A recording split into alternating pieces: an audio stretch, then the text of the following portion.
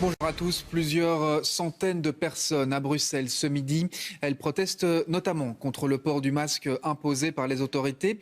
Mais que demandent-elles concrètement et pourquoi ne font-elles pas confiance au consensus scientifique? Le reportage de David Brichard. Stop aux mesures inadéquates pour lutter contre le coronavirus. Voilà pourquoi ces manifestants se rassemblent ce matin devant la Tour des Finances à Bruxelles. Port du masque obligatoire, distanciation sociale, interdiction de rassemblement, tout est remis en question ici. On vient contre le port du masque obligatoire, on n'est pas contre le masque, mais on est contre le port du masque obligatoire. On doit avoir le choix. J'ai 75 ans et je manifeste pour la première fois de ma vie parce que je trouve ces conditions inacceptables. On est en train de nous écraser de tous les côtés, quoi. On nous a interdit d'aller à la plage, on nous a interdit de partir en vacances. Quand on part, il faut qu'on remplisse des formulaires. On est suivi à la trace, en fait, et ça, on n'en a pas envie. Ici, beaucoup pensent que derrière la crise du coronavirus, il se joue quelque chose qui échappe totalement aux citoyens. Nous, on pense vraiment que c'est une très grosse mascarade pour cacher un petit virus qui cache d'énormes fraudes et donc qui cache le déficit mondial, la faillite mondiale. Et donc les bourses se sont écroulées et on a sorti le petit virus pour cacher tout ça à la population pour qu'elle ne se réveille pas. Le but, la vaccination. Il y a beaucoup d'argent qui vont être brassés grâce à la vaccination. C'est juste cela. Et les personnes qui parlent à la télévision, professeur Van Raas ou Anne Latton, ils reçoivent des petites enveloppes des lobbies pharmaceutiques. Ça, tout le monde l'a vérifié ici en tout cas. Nous sommes au courant. Barbara est assistante médicale dans une maison de repos. Pour elle, on a surtout laissé de côté de nombreux malades hors Covid. Nous avons assisté à une vague de panique sans précédent. Une vague de panique, ça oui. Nous avons eu des cas, des formes plus sévères, mais ces patients portaient déjà des comorbidités, ces fameuses comorbidités. Je pense au diabète, je pense aux déficiences rénales. Mais la grosse problématique que nous avons rencontrée, c'est le laisser pour compte des pathologies lourdes qui sont restées abandonnées à leur propre sort, leur triste sort. Voilà en tout cas l'avis de citoyens qui sont contre les mesures en cours. Ce matin, nous avons croisé des jeunes, des moins jeunes, qui souhaitent une chose, retrouver leur liberté. Oui, on laissera évidemment à chacun la responsabilité de ses propos. On va rejoindre David Brichard sur place. Cette mobilisation va se poursuivre tout au long de l'après-midi. Comment ça va se dérouler concrètement ? Eh bien, figurez-vous, Laurent, qu'à l'origine, les manifestants devaient se rassembler au compte-gouttes de 11h à 17h pour éviter tout grand rassemblement. Mais force est de constater, vous le voyez derrière moi, qu'ils sont déjà plusieurs centaines à essayer de faire entendre leur voix. Vous l'avez entendu, ils sont contre le port du masque obligatoire, contre la distanciation sociale. Mais rappelons-le, à ce stade, les experts de la santé recommandent chaudement de porter le masque et de garder une distanciation sociale. Mais le débat est crucial et il permet un dialogue entre ceux qui veulent la préservation de ces mesures et ceux qui ne le veulent pas, comme ceux qui sont derrière moi. Merci beaucoup David pour ce point en direct. Et ce genre de manifestations se multiplient dans le monde, notamment aux États-Unis où elles sont de plus en plus fréquentes. Comme hier dans le sud de la Californie, ces citoyens protestaient eux aussi contre le port du masque obligatoire. Beaucoup de réactions de la part des différents corps de l'armée et nous avons la chance aujourd'hui d'avoir avec nous le colonel Cédric qui se présentera lui-même et qui va un petit peu nous éclairer sur la position générale, autant de la gendarmerie que de la police, que de l'armée, parce que le corps auquel il appartient lui donne un petit peu accès à toutes ces informations. Merci Cédric d'être avec nous ce soir et puis je vous laisse vous présenter complètement si vous voulez bien. À vous. Merci Eric et bonsoir à tous. Pour me présenter brièvement, on va dire j'ai la chance, si on peut dire la chance, d'avoir servi pour la France pendant des années depuis mon plus jeune âge. Ça va faire bientôt plus de 30 ans, on va dire, que je sers pour la France.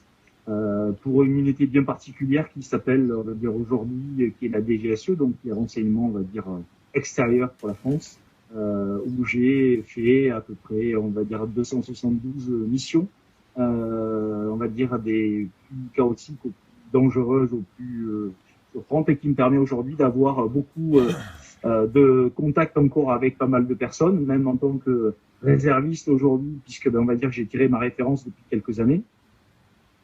J'ai encore, on va dire aujourd'hui, dû reprendre du service puisqu'on a été gentiment sollicité juste quand il y a eu la pandémie. Donc du coup, on a été réquisitionné d'office puisqu'en fait, on ne quitte pas un corps d'armée comme ça en claquant des doigts. Surtout dans le corps dans lequel je suis, puisqu'on a signé pour une fois, on y est pour toujours. Sinon, on sait comment on finit. Et aujourd'hui, il y a 2 de mes collègues qui d'ailleurs sont malmenés, on va dire, depuis ce soir et depuis exactement cet après-midi, qui ont été arrêtés, soi-disant, parce que ils ont donné des renseignements, on va dire, aux Chinois. Après ça, on va dire aujourd'hui, j'ai la chance de pouvoir avoir plein d'informations sur toute l'Europe, puisque moi, je suis spécialisé sur toute la partie extérieure. Et globalement, mon corps d'armée représente à peu près 7500 personnes. Et globalement, j'ai à peu près plus de 180 personnes que je connais qui sont réparties partout, un petit peu en Europe et également aussi Moyen-Orient. Voilà. Alors, vous nous parliez un petit peu de cette première opération qui va se lancer sur les forces de l'ordre elles-mêmes, de les obliger à porter un implant.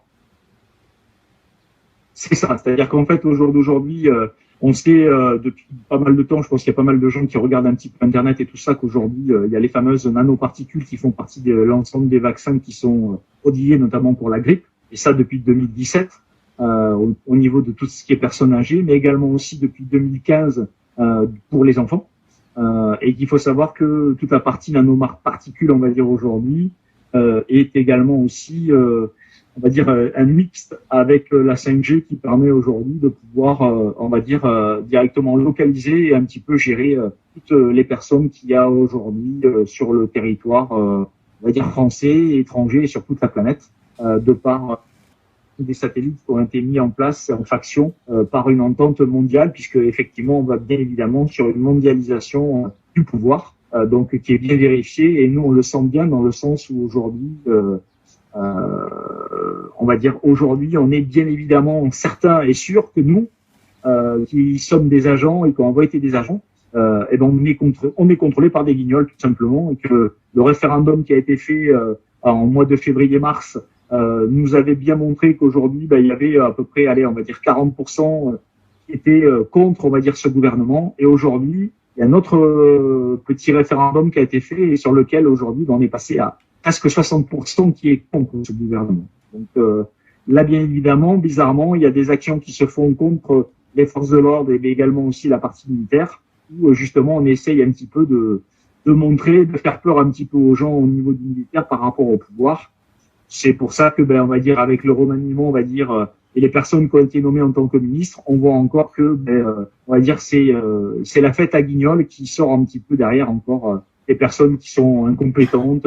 On voit encore derrière Roselyne Bachelot, on voit Moretti à la justice. Enfin, voilà. Donc, on est dans du grand n'importe quoi, mais globalement, tout est fait volontairement. Monsieur Macron, pour 10 milliards d'euros par an pour pouvoir avoir la 5G et donner l'allégeance totale, donc qui se permet d'accuser des gens et des compatriotes qui se sont battus pour la France en disant qu'ils donnent des informations aux Chinois, mais on va dire aujourd'hui, en ayant signé la 5G Huawei et Chinois, donc du coup, toutes les informations qui pourront être tenues, et notamment les personnes de l'ordre qui vont avoir justement le vaccin et la fameuse nano, on va dire cutanée, effectivement, pourront aussi à tout moment donner les informations des agents, des personnes qui sont en faction, et donc renseigner un peu plus, on va dire aujourd'hui, le personnel, on va dire directement, qui sera le plus au fond pour donner les listes des agents qui seront un petit peu dans tous les pays. Voilà.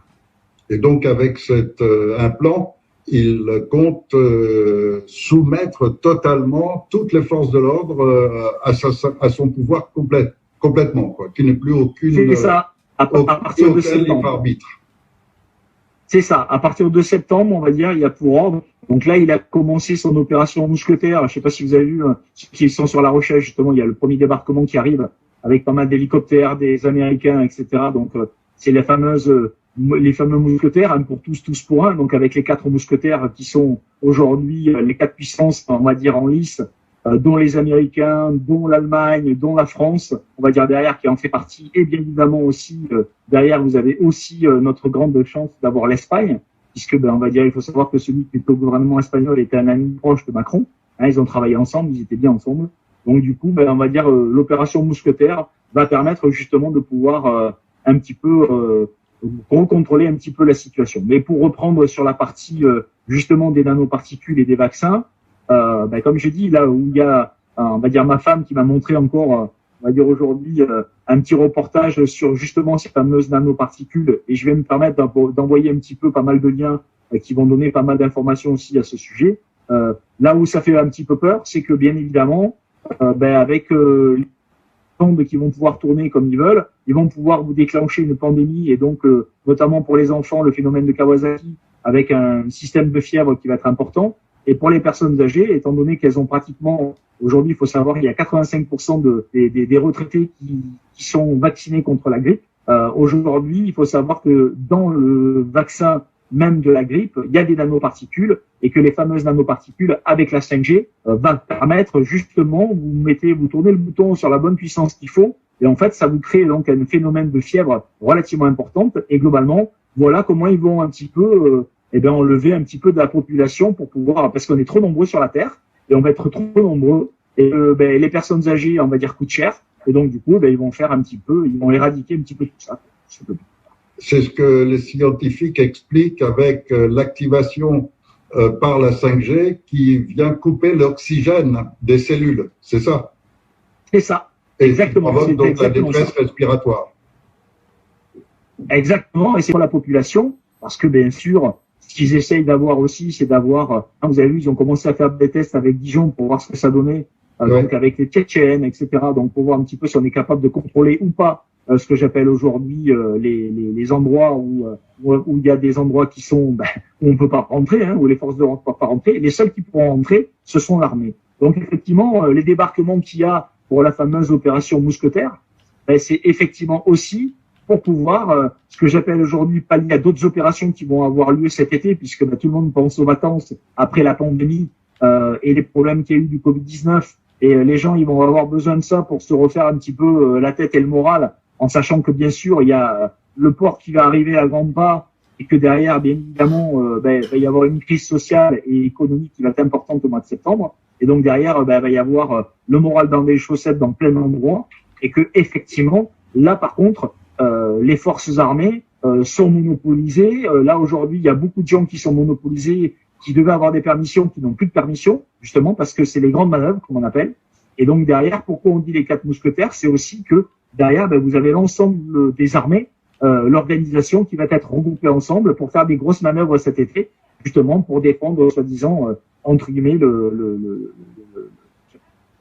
aujourd'hui le territoire. Il faut savoir qu'il y a pas mal d'antennes 5G qui vont avoir des dégâts, et ça qui a des dégâts aussi dedans, et que les fameuses nanoparticules qui veulent absolument, on va dire, lancer les choses à partir de septembre. Ça veut dire que on va avoir nos petits vieux et également nos enfants qui vont rentrer à la rentrée de septembre, où va y avoir le bouton qui va être tourné, et donc vous allez voir, va y avoir pas mal de cas de Kawasaki qui vont se mettre, on va dire, derrière en route à partir de fin août, début septembre, et que bien évidemment, va y avoir une autre partie qui va être importante sur la partie des personnes âgées, qui va être à partir de août, c'est lancé aussi pareil. Voilà. Et puis dans l'enchaînement, après, il n'y aura plus qu'à installer confinement mondial et vaccination obligatoire.